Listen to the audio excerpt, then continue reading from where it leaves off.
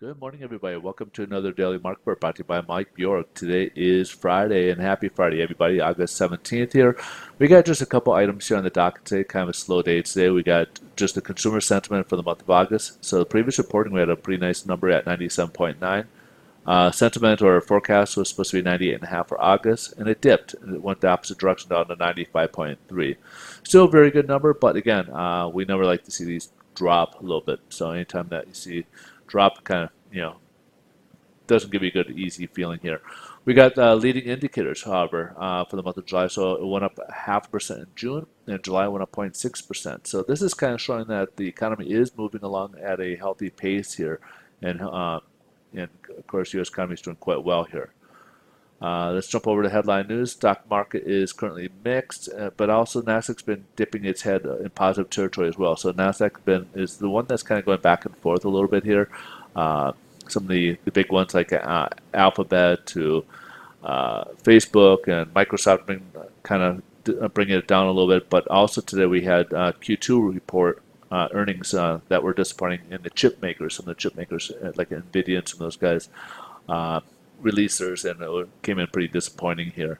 Also, another story that popped up in the New York Times on Tesla, where Elon Musk was quoted as this year being very excruciating. So that's, of course, bringing light to Tesla, and not so much in a favorable light as that. China is coming to attention today, even though yesterday when we thought of China was optimism because they're going to sell a delegate here next week.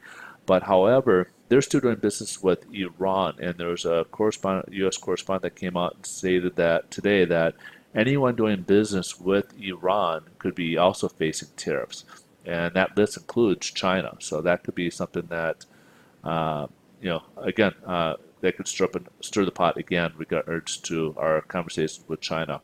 And that meeting's supposed to be next week, so we'll see if there's any headway or any positive momentum with that meeting here. And then, of course, Turkey has been in the spotlight for the last couple of weeks regards to their currency. They're still kind of watching that scenario. Next week, they're going to be off all next week, so it might be a little quiet in that front. But again, they are keeping an eye on Turkey, and that could bring to light other emerging market nations as well. So we'll have to kind of wait and see if anything else pops up as a result of that as well. So let's take a look here to see how the bond market is playing out. The bond market, again, has been trying to break above this 100-day moving average, not having much success.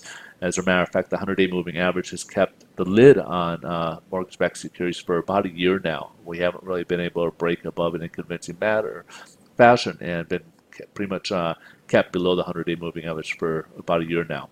And as you can see right now, we're about the same levels where we left off yesterday. We've been going up so far today, maybe 2-3 basis points, but again, not making any headway on the 100-day moving average, and closing been kind of kept underneath it so far for the day.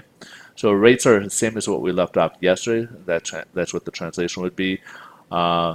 Oops, sorry about that. That's a 10, and here's a 10-year Treasury. Sorry about that. This has come down to about 2.86 right now. So this is something we'll kind of keep an eye on as well. We got a lot of room both ways before we got resistance and ceiling, and also a floor of support. So it's kind of in this middle range, and it's not really. It can go in either direction. So we got a lot of room for both directions here.